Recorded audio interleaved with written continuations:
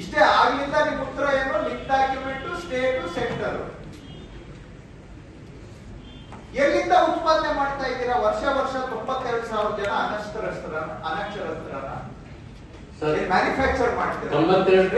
18 ಲಕ್ಷ ಇರೋ population, 77% literacy, 23% illiterate ಅಂತ ಹೇಳಿದ್ರೆ ಸಿಗೋದೇ ನಿಮ್ಗೆ ಟೋಟಲ್ 3 ಲಕ್ಷ 3.5 ಲಕ್ಷ ಜನ. 32 ವರ್ಷದಿಂದ ಮಾಡಿ 3.5 ಲಕ್ಷ ಜನಕ್ಕೆ ಅನಕ್ಷರಸ್ಥರನ್ನ ಅಕ್ಷರಸ್ಥರು ಮಾಡದೇ ಇರೋದು. ವರ್ಷಕ್ಕೆ 92,000 ಮಾಡ್ತೀರಾ ಅಂತ ಹೇಳಿದ್ರೆ ಸರ್, ವರ್ಷಕ್ಕೆ 92,000 ಅಲ್ಲ ಸರ್, ಕೊಟ್ಟಿರೋ ಲೆಕ್ಕ ಅದು. ಈ ವರ್ಷದ ಸರ್ ಅದು. ಈ ವರ್ಷ ಸೆಂಟ್ರಲ್ ಗವರ್ಮೆಂಟ್ ಸ್ಕೀಮು ಈ ವರ್ಷ ಬಂದಿರೋದು ಸರ್. ಮುಂಚೆ ಬರೀ ಹಾಗಾದ್ರೆ 30 ವರ್ಷದಿಂದ ಏನು ಮಾಡೇ ಇಲ್ಲ. 85,000 ಆಗಿದೆ ಸರ್ ಅದು. ಹಳ್ಳಿಗೆ ಹೋಗಿ ಏನು ಮಾಡೇ ಇಲ್ಲ ನಾವು ಸರ್. ಕ್ಯಾಂಪೇನ್ ಮೋಡಲ್ಲಿ ಕೆಲಸ ಆಗೇ ಇಲ್ಲ.